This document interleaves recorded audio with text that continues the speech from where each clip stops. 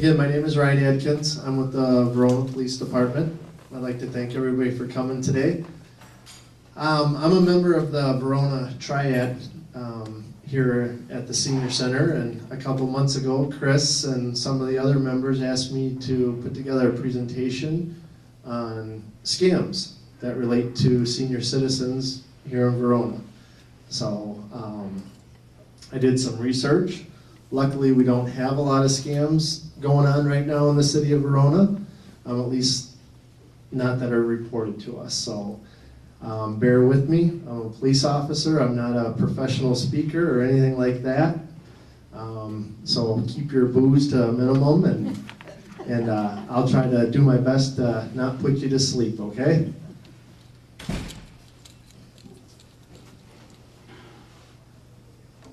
So the most important scam that we see in the city of Verona that pertains to senior citizens is the grandparent scam. Anybody heard of that? Yeah. So it's a very common scam. It's been around for years. Basically what the grandparent scam is you'll get a telephone call, you'll get an email, some type of communication from somebody claiming to be a grandchild. Sometimes they claim to be a son or a daughter as well, so it's not necessarily just grandchildren. They're going to know your name.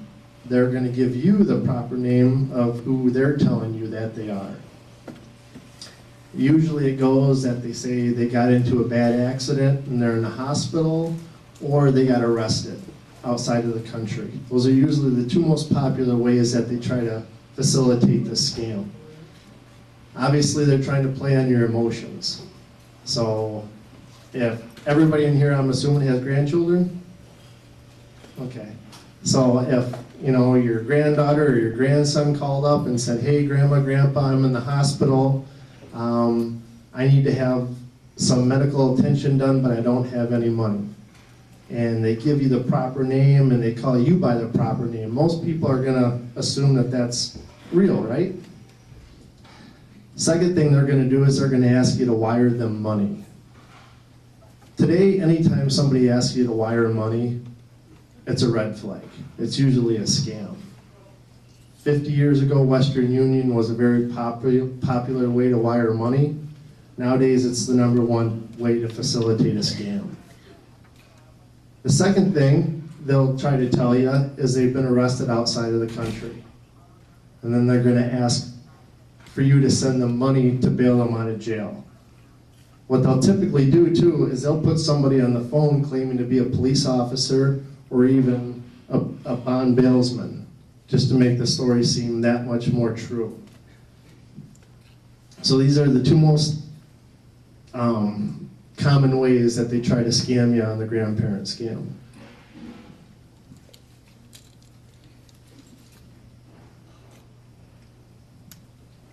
The ways that you can avoid being a victim of these scams is first, don't let your emotions overtake you.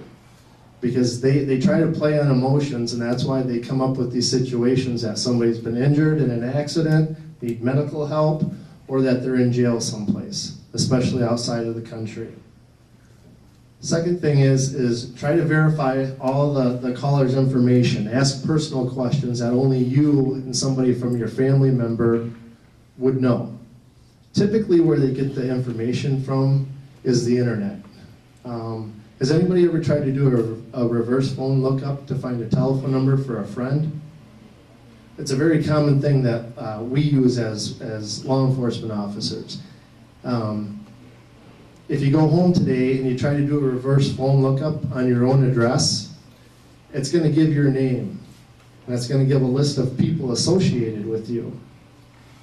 So they may already have a son or a daughter's information there, a granddaughter or grandson's information there, and then you can pay an additional amount of money and you can get more information. How it's out there, I don't know. But it's very simple, and that's how a lot of these people are getting this information. Another way they're getting this information is off of Facebook. Does anybody communicate via Facebook here? No? Okay. Facebook is just another social network that a lot of families use to keep in touch with each other.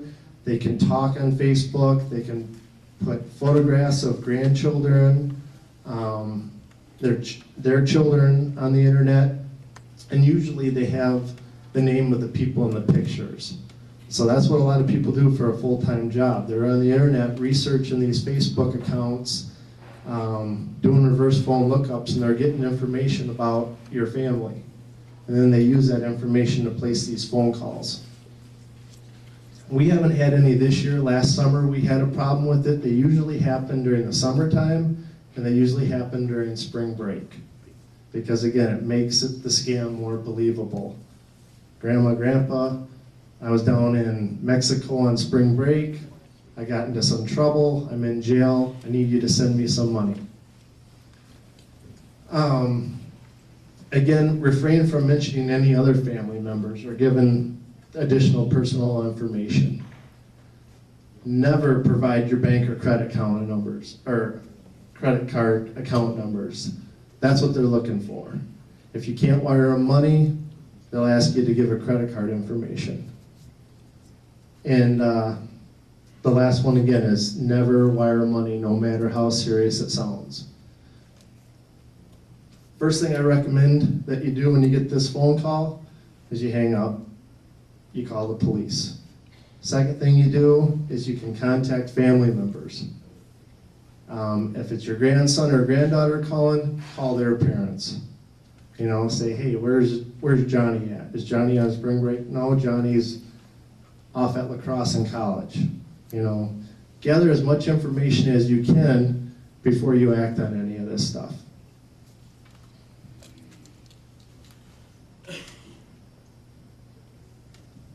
A lot of this information I got on the grandparent scam came from the Wisconsin Department of Agriculture, Trade, and Consumer Protection. I put the number at the bottom there for you, and I also have a resource handout that I'll give to you at the end of the presentation today with this number and other important numbers for you guys to call if you have any questions or concerns. So again, he points out that the majority of the grandparent scam involves cash tied to a story about a hardship a grandchild is facing.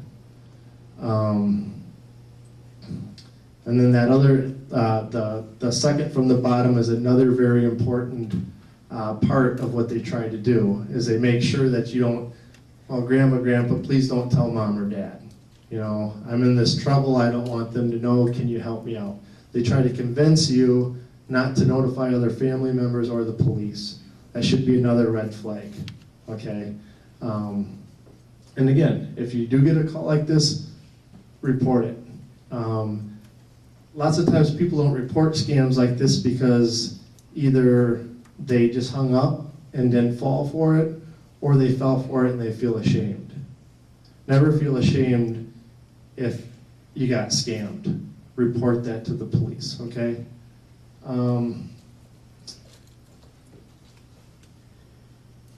The next scam is the Nigerian scam.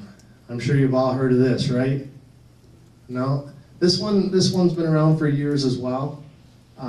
This isn't necessarily targeted solely towards senior citizens. This is kind of everybody. I've gotten solicited for this scam myself.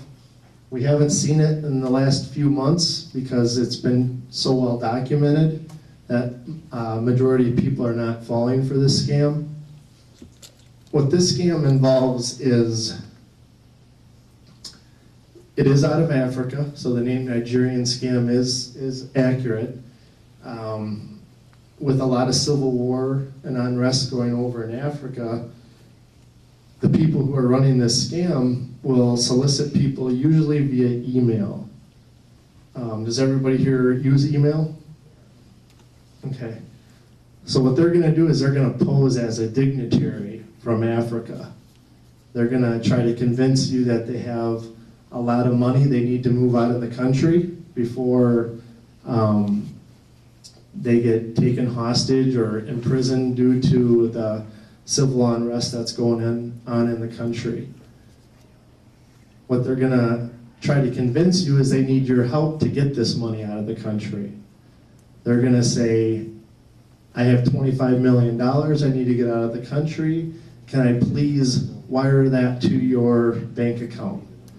With the agreement or the promise that when he escapes the civil unrest, that he will come to the United States, and for you helping him, he will give you $1 million and he'll take back the $24 million.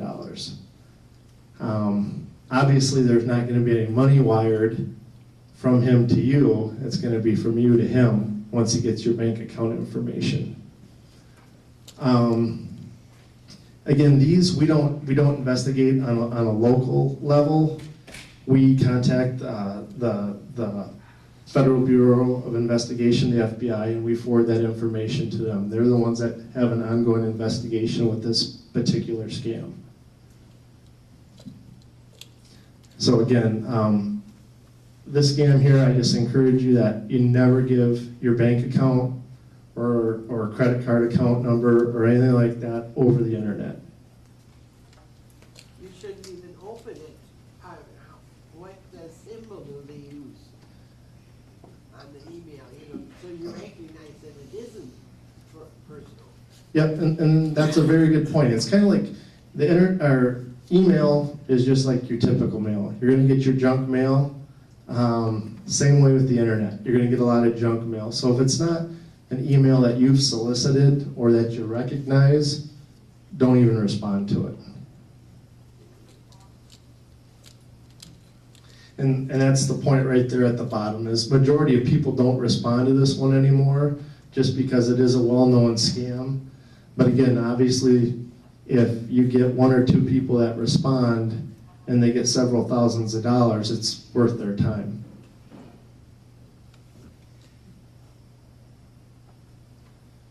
And again, just tips for avoiding it is obviously don't respond, don't provide your bank information, and never wire any money. Reverse mortgage is a very popular thing that has started to occur over the last several years. I'm sure you guys all have seen the advertisements on TV where they use Henry Winkler and other well-known older actors.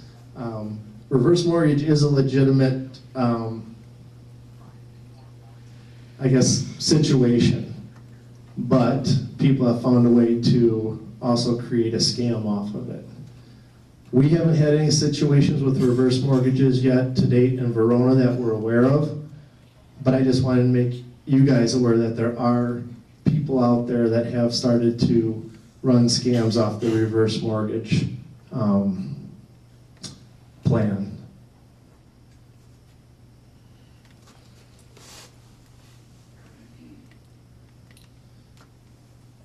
What I suggest for reverse mortgage is obviously you should be soliciting them. If it's something that you think can help you out financially or something you're looking into, you should be soliciting them.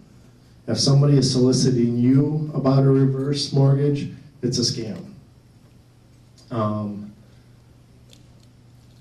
The other thing too is contact the Better Business Bureau and Consumer Protection if you are considering doing a reverse mortgage on any property that you own.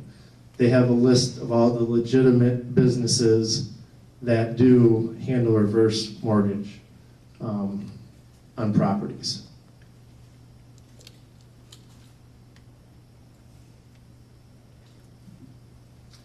Aging products, that's another big one. We've seen a few of those here in Verona over the last couple of years.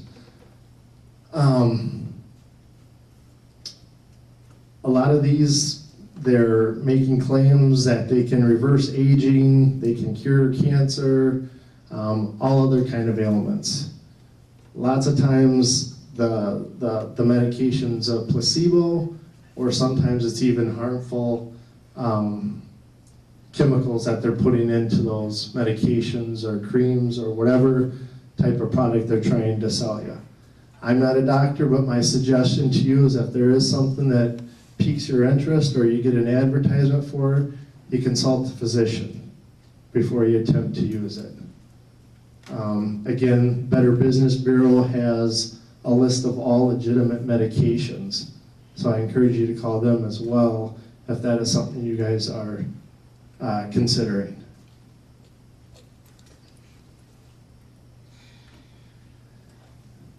Psychic scams. That's a big one we've had in Verona too.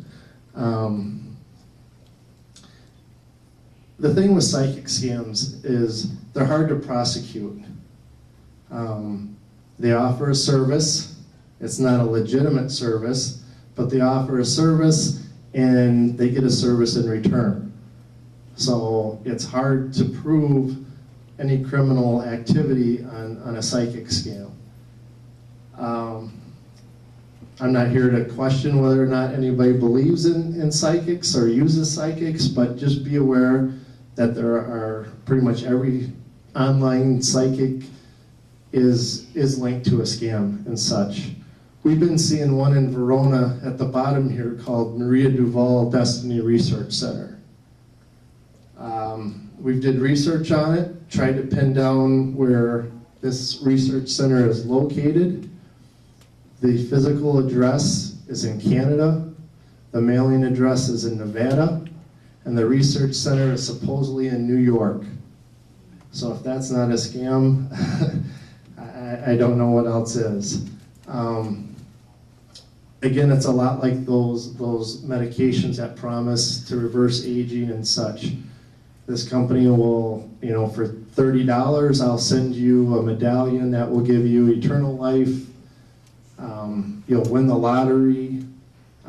All types of promises that you and I both know will not happen. What they try to do is they try to prey on people's weaknesses. They try to prey on the elderly that will reverse your aging. They try to prey on the people who are in financial hardship that, you give me $35, I'll give you the winning lottery numbers for next month's Mega Millions. A lady in Verona is out about $5,000 right now to Destiny Research Center, and she still hasn't won the lottery. So,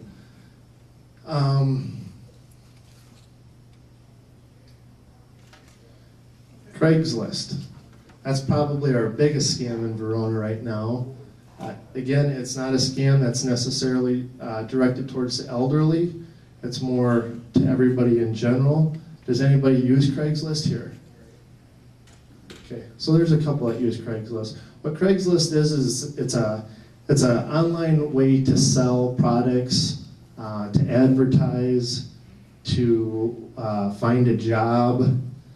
But the number one way it's used is to sell products. This one is heavily linked to the Western Union scam.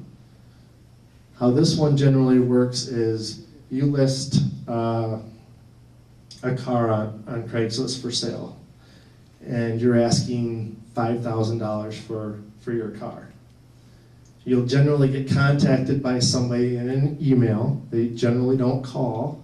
They'll respond via email and as, I like your car, I live in New York, I'm gonna have somebody come pick that car up. So what they'll do is they'll try to send you a check for $7,000. So they'll send you a check for more than what you're asking for. And with that money, they're gonna say, well, here's the deal. You take this check, and it's a legitimate check, written on a fraudulent account. You go take it to the bank, you cash it, you keep the $5,000, and you send the other $2,000 to me in New York via Western Union. That way I'll take that money and give it to the moving company. So what they have done is they usually get the account numbers off a legitimate business. I had one last year where a guy in Florida bought a boat from a gentleman here in Verona, paid him $3,000 more than what the boat was worth. His explanation was, I'm gonna have movers from New York come pick the boat up, drive it down to Florida, so he wanted the additional money wired to New York. When the individuals take the check to the bank, it's a legitimate check written on a fraudulent account, so the bank doesn't realize at that point in time that it's a fraudulent check. They'll cash the check, they'll give the money, and then a few days later, they'll realize it was written on a fraudulent account because the routing numbers are good, the account numbers are good. So then the individual that sold that product, they'll still have their boat because the person has no intentions of coming to get it, but now they're responsible for the money they withdrew from the bank on the account. And generally, it can never be tracked back to where that 2,000 or that additional money was sent to. So, oops, something happened. I'm not a professional speaker and I'm not a computer guru either, so.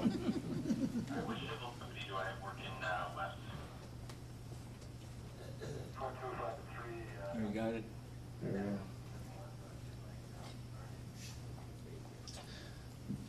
If anybody does decide to use Craigslist, what I suggest is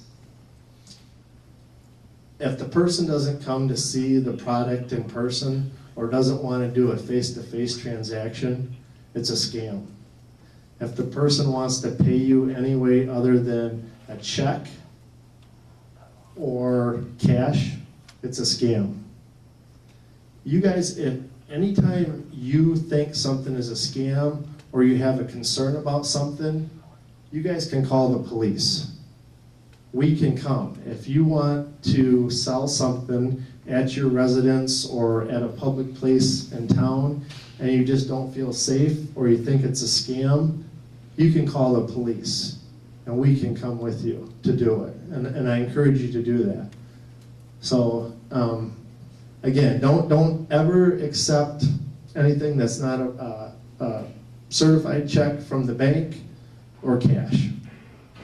Anything that's written on a business account or a personal account, it's probably fraudulent. If they're asking you to wire money, it's a scam. If they're trying to pay you more than what the product is worth, it's a scam. Do you have a question, ma'am? Does the police department have a local number we can call rather than going to 911? Yep, and she asked if the police department has a local number. And again, I have a list of resources for you at the end. It's going to have the non-emergency number to the police department as well as the non-emergency to the Dane County Dispatch Center. We're a 24-hour department, but we don't have clerical or dispatch at the police department 24 hours a day. So when they're there from 8 a.m. in the morning till 10 p.m. at night, Monday through Friday. So any of those off hours, if you call down to the police department, it goes up to the Dane County Communication Center, and then they get a hold of us on our radios. Yep. Why does it take the bank a few days to figure out it's fraudulent, and how do they eventually figure it out if they don't know right away? Rod, you want to help me? No, the reason for that is because the check gets processed and cleared electronically. Because of the check clearing process now is, next day availability. So when we get the check, we're sending it through electronically and giving the client the credit for that check the next day. If someone would come in with a transaction similar to what we're talking about today, you could have the bank put a hold on that check, or the bank could ask, if this is a check that you're concerned with, we can put an exception hold on it for 10 days, 5 days, or whatever to make sure it's not going to get returned. But once we process that check, the receiving bank does not guarantee the funds that it's a legitimate check or anything. We have to wait for it to physically go through the processing center, and then the bank that the check is drawn off of can send it back to us. So if a transaction like this should take place, what we would do at the bank, if you would bring it into the bank, is call the financial institution and ask if that account number is valid, to make sure that before you sign off on any title work or turn over delivery of the vehicle, that the check has been verified on the account. Lots of times, the one where I had the boat where the gentleman was supposedly in Florida but wanted the money sent to New York, the check that he had sent up here to the owner of the boat came back to a Texas address from a legitimate business down in Texas. I called the place, it was a legitimate business, I researched it on the internet, it was legitimate on the internet, and that company was unaware that this person had gotten their account information. So again, I guess I'll mention this in passing as well. Other ways to protect yourself is, do you guys use shredders for personal information? That's a big way to help protect yourself from this type of stuff, whether it be identity theft or scams, is shredding all that information from the bank, any information that has your social security number on it, any of those credit card offers that I'm sure you guys get on a regular basis. Even if you don't open them and you throw them away, somebody else might open them up. And they're gonna fill out your information on that form just like you're the one applying for it. And next thing you know, you got somebody using a credit card with your name on it. Or somebody can open up a checking account or use your information on fraudulent checks to do this type of stuff too. I wondered if everyone was aware, there is a container in that room over there that people can bring material to have it shredded. Okay, I don't know if everybody heard that, but the senior center, if you guys come here on a regular basis, it seems like there's a big shredder in the room over here. So, you know, if you don't have access to a shredder at home, I suggest you bring those important documents here and dispose of them that way. Because there are people that's what they do for a living. They're going through people's trashes.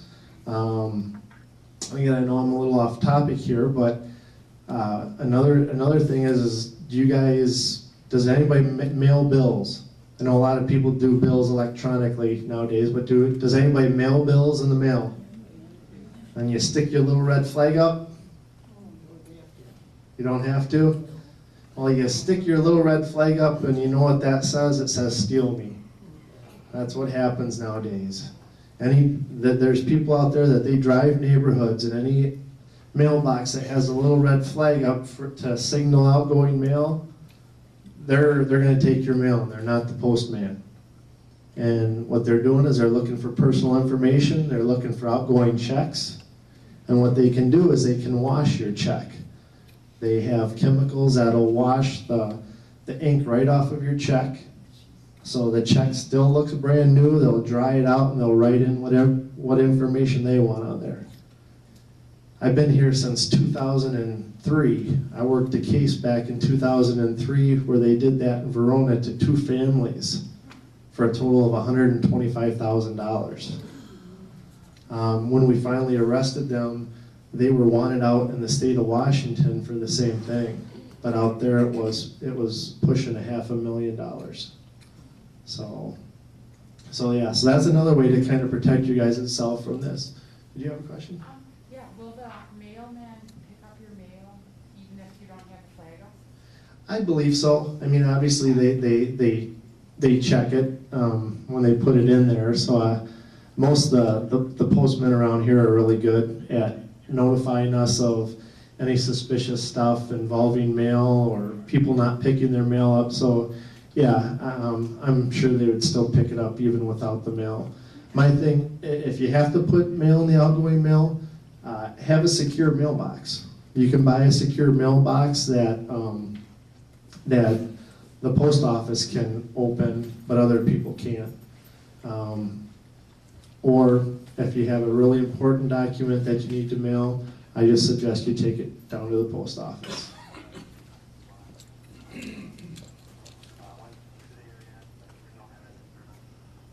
All right, the summertime, big influx of transient merchants here in town. Basically what a transient merchant is a door-to-door salesperson. There's a lot of legitimate door-to-door salespeople, and there's a lot of fraudulent or scam artists that go door-to-door as well. What the city has done to protect the public from transient merchants is they require that anybody who's going door to door and trying to sell a product be registered with the city of Verona. You have to provide your business information, you have to provide your personal information, you have to provide the information of everybody who is associated with that business and is in town trying to go door to door to sell. They have to provide a photo identification, and they even have to pass a background check that is completed by the department before they're allowed to be issued a permit. Here's the catch. If you're a nonprofit organization or you're not trying to sell a product, you don't have to be registered with the city of Verona. So those are kind of the gray areas. If you have an individual that knocks on your door this summer and says, hey, I'm selling this product, I'd like to talk to you a few minutes about it, first thing I would do is ask for identification. They have to carry with them the permit that's issued to them by City Hall. If they don't have that, you shut your door and you call 911. The majority of the people who are doing this, who are not legitimate and not registered with the city, they're not trying to sell you a product. What do you think they're trying to do? They're trying to have you invite them into your residence, and what they're doing is they're trying to see what's on the inside of your residence so they can make a determination of whether or not they want to come back when you're not home. We had some problems with this last summer with some people who were not registered with the city, and they can become very aggressive and try to convince you to let them into your residence. Again, if they don't have that permit to show you, you shut the door and you call 911, and we'll be there within a minute. What if you live outside the city of Verona, and also, I don't like the idea of opening my door to strangers. Yeah, outside the city of Verona, if this happens, again, I don't know what the county or whatever other particular municipalities' ordinances are. I know a lot of counties and municipalities draft the same ordinance, because obviously you want to know who's in your city and going door to door and making sales. So they probably have these as well, to where they have to have documentation. If you live outside of the city and they're not showing you documentation, call 911 as well. 911 will cover any law enforcement department in Dane County. So, yeah. Now, last summer, there was a salesman around with a liquid detergent or something. Mhm. Do you recall that, or if it was legitimate or not? That, she stated last summer there was a transient merchant around Verona trying to sell a liquid detergent. I do believe, I recall that we dealt with that individual on a regular basis, and he was registered with the city of Verona. Because I did on that one. I didn't let him in the house Mhm. or anything, and I did get a receipt Mhm. from the company, so it was Arizona, Yeah, in Arizona. yep. Arizona is exactly where it was. I remember that well now. Yes. I have a no solicitor sign Yep. on my door, and I've seen people come up and see it and then go. Sure, absolutely. Yeah, I know, I've seen them at Ace Hardware, I've seen them at Farm and Fleet. They're the no solicitor signs. You can get those, and you can definitely post those at your front door. I guess she said it worked, and it kind of deterred a few people. There's always those ones that are overly persistent, and they may either claim they didn't see the sign or just ignore the sign, but, you know, if you're not interested in being solicited, or you're not interested in dealing with a door-to-door salesperson, I suggest you just don't open your door. They're going for volume, so they're not gonna stay there too long. They wanna get on to the next person.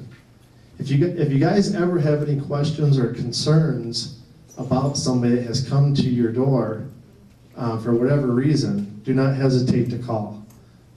We deal with this on a regular basis. What we would do is we'd make contact with the person, we'd identify them, and we'd figure out what their business in town is. And that may be the extent of our contact with them. Yeah, Chris? Hey Ryan, maybe you wanna mention the one too where they try to get you to come out of your place, so that somebody else can break in while you're off looking at the trees in the backyard. That's why I was concerned about opening the door Yeah. at all, because Yep. somebody could get in. Yeah, and that's a good point that Chris brought up. Sometimes these people are working in tandem with other people, and you know, I'm not here to scare you and tell you that the boogeyman is around every corner. That's not the case. You live in a very safe community, but just be aware that a lot of the activity in Madison is starting to filter out to some of the smaller communities like Verona. So again, there are people out there that work in tandem. So if they are trying to do a bid on your roof, or do a bid on your gutters for your house, just be aware that there may be somebody else that once you do leave your house, that is going to come out of that van or come from down the street, and while they're distracting you outside, the other person is inside taking your television or taking your jewelry or whatever the case may be. Haven't had any reports of that, but just be aware.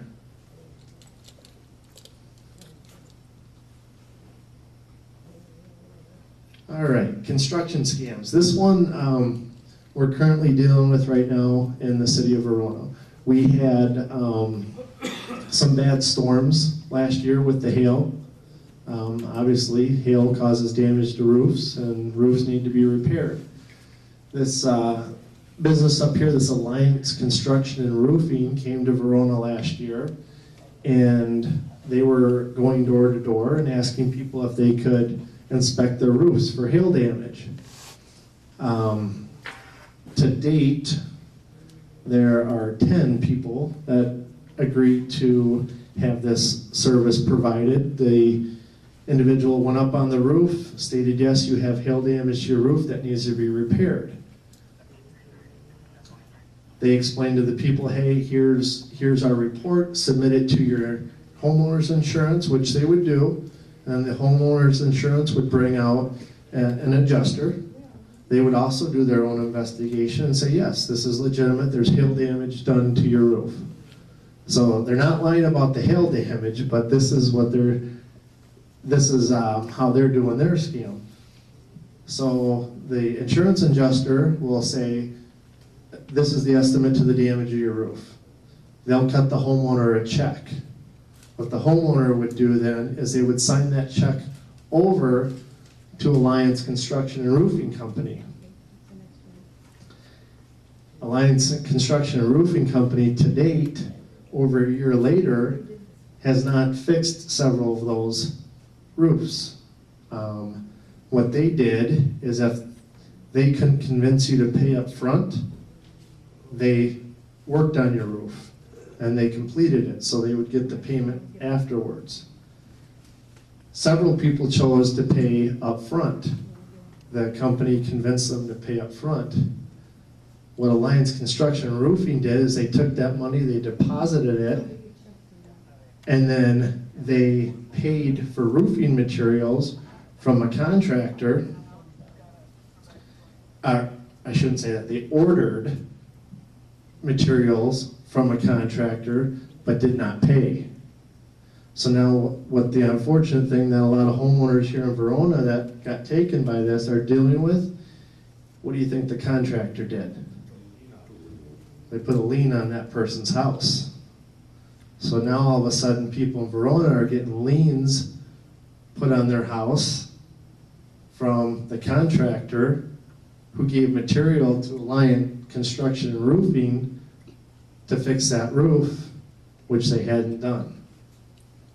I think the detective that's working on that said each house right now is on the hook for about a $5,000 to $7,000 lien on their house.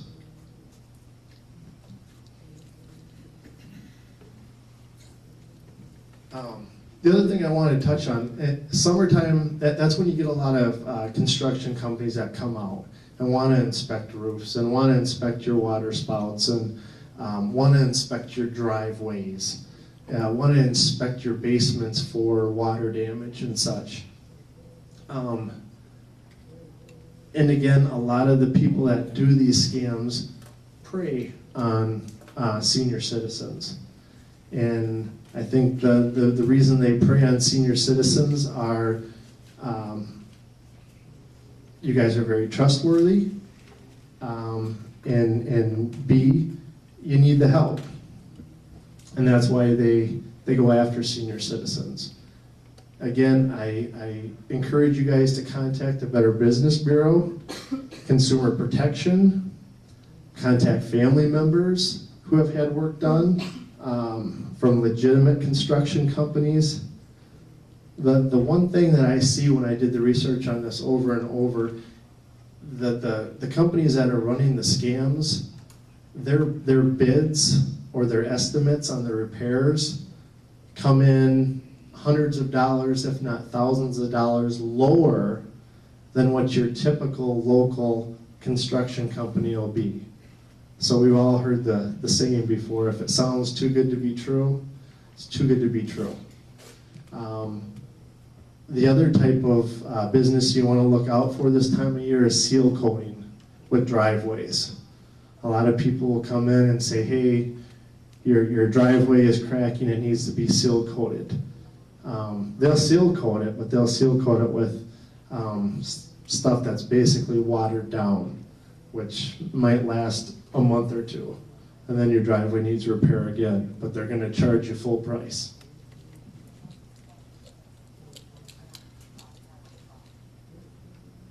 All right, so what do you do if you think you've been scammed? There's that non-emergency number at the top that you were looking for.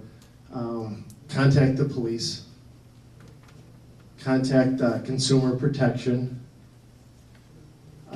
I put Consumer Protection's website down there. It's at www.datcp.state.wi.us. Before you take any action on anything, I encourage you guys to contact Consumer Protection. If people want your business bad enough, they're going to wait for you. It's those businesses that are pushy, want to do the repair now, want the transaction done now. Those are the people that are trying to scam you into making a quick decision on something and turning your money or your accounts over to them. So I encourage you to do your research before you agree to pay for a service by somebody. The other thing I encourage you to do is get stuff in writing. Sign it, look at a contract, read it over, ask questions about it.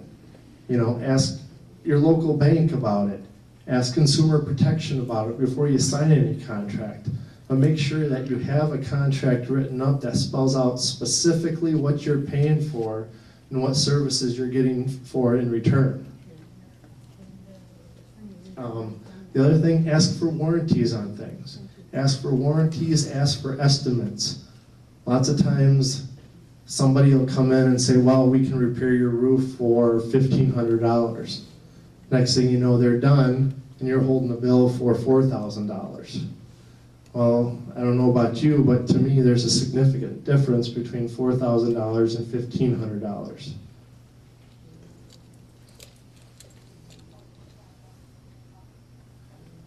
And then I got these all printed out.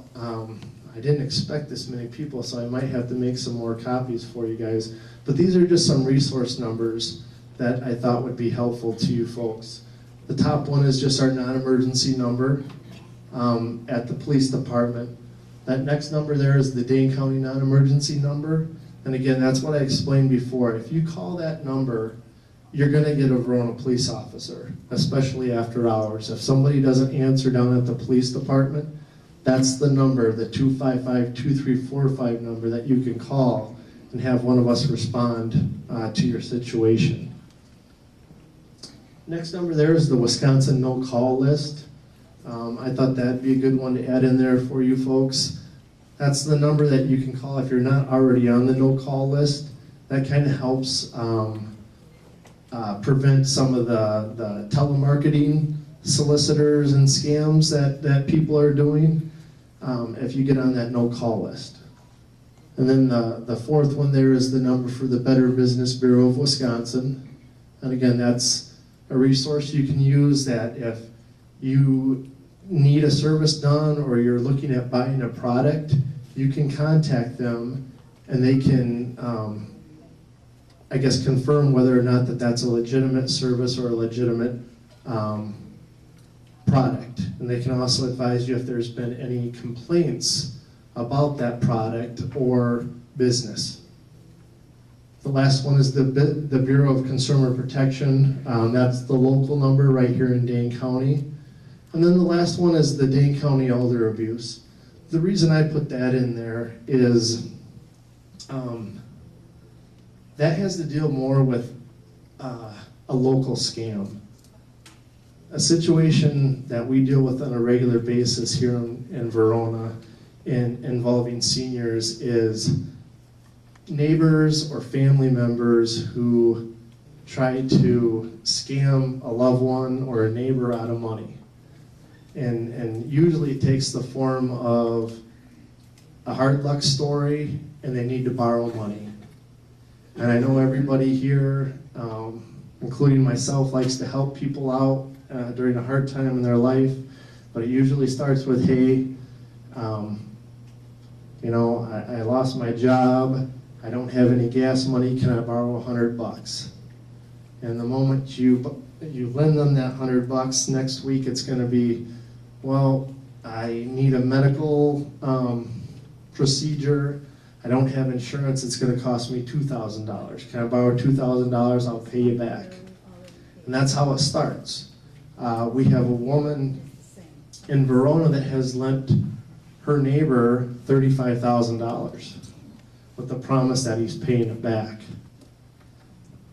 The problem with it is we all know it's a scam, but she gave him the money. So it's hard for us to prosecute it. It's kind of like giving somebody a gift. So if there is somebody that asks you to borrow money first, I ask you to reconsider doing it. And two, if you feel that you need to help this person out, that you get something in writing, that you make it that it's not a gift. Have them sign a contract stating, okay, I'm gonna loan you this money, but this money will be paid back to me in full by this date and this time. If that person doesn't pay it back in full by that date and time, you definitely have a civil suit against them where you can recover your money. And two, you may have a criminal charge against that person. So again, like I said, be wary of neighbors, friends, maybe distant relatives that call on you for financial help, especially the way the economy is nowadays. Everybody's kind of got a story that they can give where they need money.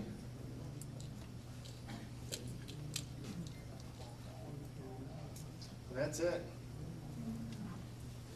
Got a question? Yes, no, comment. In both the transit lunches and the construction scheme, we'd be wiser to purchase or get services from local people. Yep. So you have somebody to go back to. Yep. Absolutely. She said for the transient merchants, she says it's probably a good idea to use local services or products. I mean, there's there's many benefits to that. Obviously, you help your community out when you purchase locally, products and services. B, you usually know the people you're buying from or the people that are providing those services. And C, if you have a problem with it down the road, you know where to go. You just don't have a telephone number and some P.O. box in the next state. So that's a very good point. You might end up paying a little bit more, but you know that you're not going to have potential problems.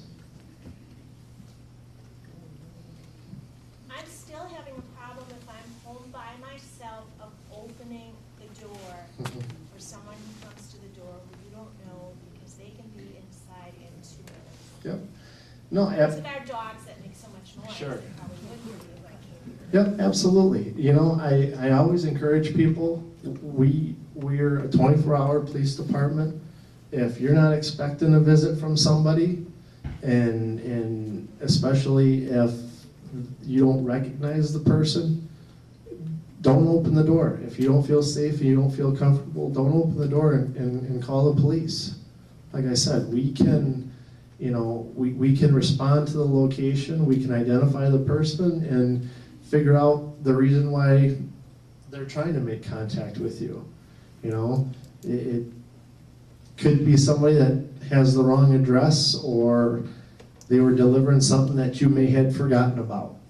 Or it could be, you know, a more serious situation of somebody trying to get into your residence for whatever reason. Yeah. I moved here from another state, but I wonder, I see a lot of bankruptcies, foreclosures, and maybe you don't get into that, but even loan companies that are trying to borrow your money, especially rate. How do you check on those? Well, again, this is my friend Rod back here. He's with Park Bank. He's also part of the Verona Triad. And I know Rod's gonna give you guys a presentation a couple months down the road pertaining to stuff like that. But, you know, and jump in here, Rod, if you have anything to add. I think it's just the best thing to do is to do your research. You know, do your research, contact your local banks, your local financial providers, and go from there. Don't, you know, I mean, I know financial difficulty is very common nowadays, and I know some people don't have time to do research, or they're in a situation where they need help maybe a little bit more quickly than what they would hope for. But I just encourage you not to make a decision until you've done your research and talked with people.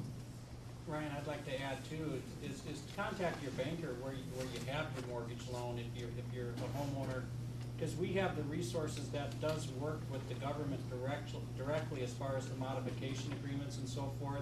You see a lot of advertisement on TV and the radio that there is an easy way to apply for this assistance, but work directly with the people that you trust and you have a relationship would be my advice to everyone is, you know, go to your bank or go to your lender, and then they would direct you to the appropriate resources that they will work with, and they will get you a quicker response than anybody that's not actually known in the area. And correct me if I'm wrong, Rod, I'm sure if you have an established financial relationship with the bank for several years, most of them will try to work with them to match That's our first step. or even beat what's being offered to you, as long as they know it's a legitimate offer. There's a misconception that everybody thinks the bank wants your home. No, we don't. Because of the legal costs and the operating costs to take ownership of a home through a foreclosure is more expensive than to working out an arrangement with somebody on a short-term situation or restructuring a loan to get them through that financial difficulty, deferring a payment, than it would be to actually take ownership of the home through a foreclosure action. So when we leave here today, if you guys took anything away from this, a couple things. I don't want you to ever share credit card information or bank account information over the phone, okay? Not even, you know, if it's somebody claiming to be your bank, do that face to face. Anything over the phone or over the computer can be intercepted. and a third party can get it. So don't give any of that information out over the phone or via internet. Next thing, any personal information, social security cards, wills, any important stuff like that, have them locked up. If not at home, security boxes at banks and such. People get a hold of that information, they can use it for several different things. And again, I don't want to step on Rod's toes because I know he's going to talk to you guys about some of this stuff in a few months. But those are the most important things. Is don't turn that information over to anybody in phone or coming door to door. Second thing is if you have been a victim of a scam or a crime, don't feel ashamed. It happens to all of us. Report it, okay? We can help you. There's other agencies that can help you. Don't feel ashamed like you can't report it. Also, if something doesn't feel right, report it. At least we can get it documented for you. Even if we can't take action, we can get it documented that that potential thing happened to somebody.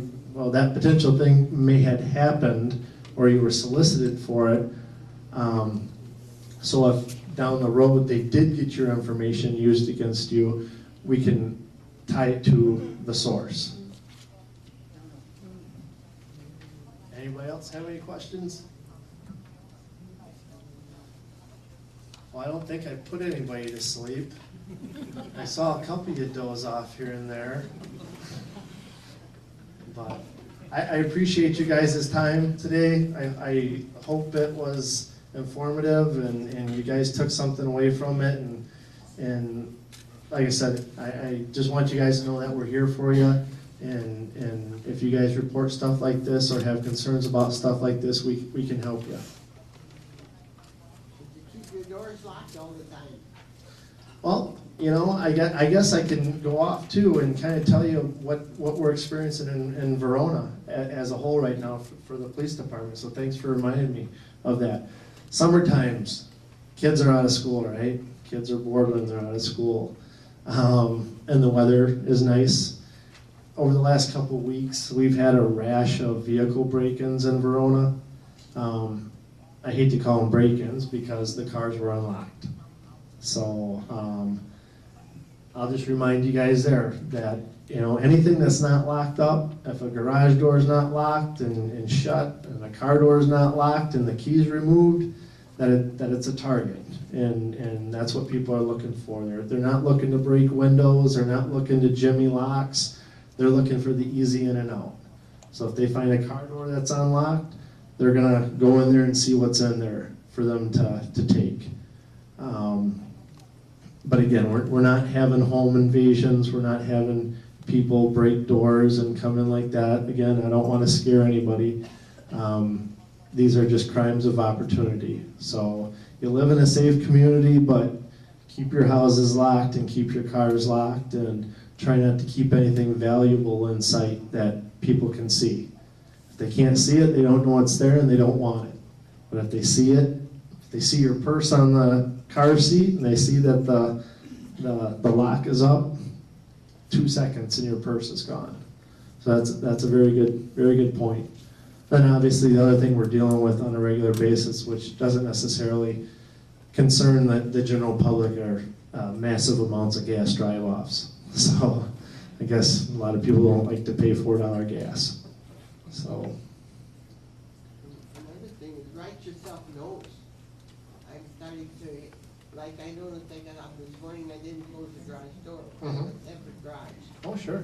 So I'm gonna put posts up on my bedroom door, Yeah, like the garage door. yeah, And also absolutely. my porch, I decided I'm gonna lock that during the summer, but the paper boy puts the paper on my porch. Yep. So at night, I have to unlock it. I gotta write myself a note to do it. Sure. How many people here live at the Sugar Creek Senior Apartments? Any? Okay, so we got a couple. Again, I know you guys got an underground parking. Please don't assume that your vehicle, even though it's underground in the garage, that it's secure. Because a lot of these big apartment complexes we have, people let their friends in, you may not know it, but sometimes people, they wait for that door to go up, you pull in and they walk in behind you. You don't know they're in there, you leave, and then guess what? They're going through every car that's unlocked in that basement.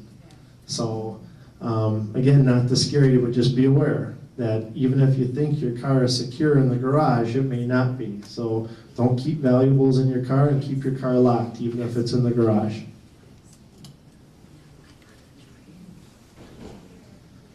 All right, well, I hope that wasn't too painful for everybody. And again, I thank you guys for coming, and be generous on those surveys. Good presentation.